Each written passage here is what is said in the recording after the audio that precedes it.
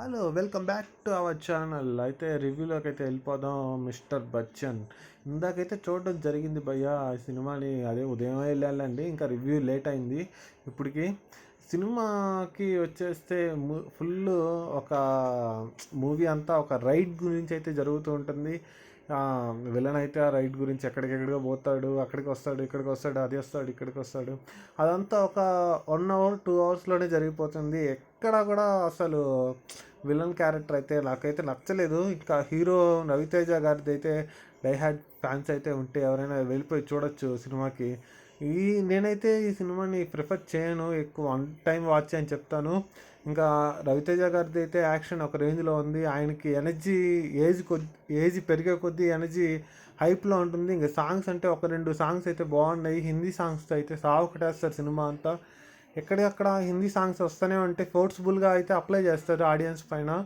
ఇది అయితే నాకు ఎందుకైతే నచ్చలేదు. హిందీ సాంగ్స్ మీద సాగు కొడతారు. ఇంకా విలన్ క్యారెక్టర్లు అయితే ఒక ఏదో పిఎం దగ్గరికి వెళ్తాడు, అక్కడికి వెళ్తాడు, ఇక్కడికి వెళ్తాడు, ఆ రైడ్ని ఆపడానికి మొత్తం అయితే చేస్తాడు. కానీ అది ఏమి ఉండదు. నాకు తెలిసి ఇది ఒక రొటీన్ స్టోరీ లాగైతే ఇంతకుముందు ఇలాంటి సినిమాలు చాలానే వచ్చాయి. నాకైతే ఎక్కలేదు ఈ సినిమాని. ఎందుకైతే ఎక్కలేదు, చాలా అంటే చాలా బోరింగ్గా ఉంది ఈ సినిమా.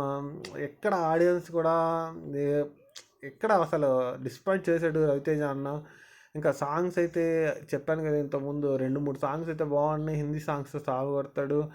నాకైతే ఓవరాల్గా సినిమా అయితే నచ్చలేదు భయ్య. ఎందుకో హరీష్ శంకర్ గారు ఇంటర్వ్యూలో అయితే చెప్పాడు, ఓల్డ్ సినిమా అదే రీమేక్ చేయడం సినిమా చాలా కష్టం అని చెప్పేసి. ఇది ఒక 2 అవర్స్ 30 మినిట్స్ అయితే ఉంటుంది ఈ సినిమా. నాకైతే ఒక 4 అవర్స్ ఉన్నట్టు అయితే అనిపించింది. అదే సాగు కొట్టుడైతే నాకైతే కనిపించింది సినిమాలో. ఎక్కడా కూడా తగ్గలేదు. రవితేజ అన్న ఒక మాస్ ఎనర్జీ అయితే అన్నకైతే ఒక అయితే వేసుకోవచ్చు మనం. ఇంకా హీరోయిన్ గురించి మాట్లాడాలి. హీరోయిన్ భవ్య గారు, ఆమెకి ఇచ్చిన రోల్ అయితే ఆమె బాగా చేశారు. చాలా క్యూట్గా అయితే అనిపించింది నాకు. ఆమె రష్మిక మందాన వీళ్ళలాగైతే వీళ్ళకన్నా కొంచెం బెటర్గానే చేసిందని చెప్పుకోవచ్చు. ఆమెకి ఇచ్చిన రోల్లో ఆమె బాగా చేశారు. ఇద్దరు హీరోయిన్స్ ఉన్నా కూడా ఎక్కడ తగ్గలేదు.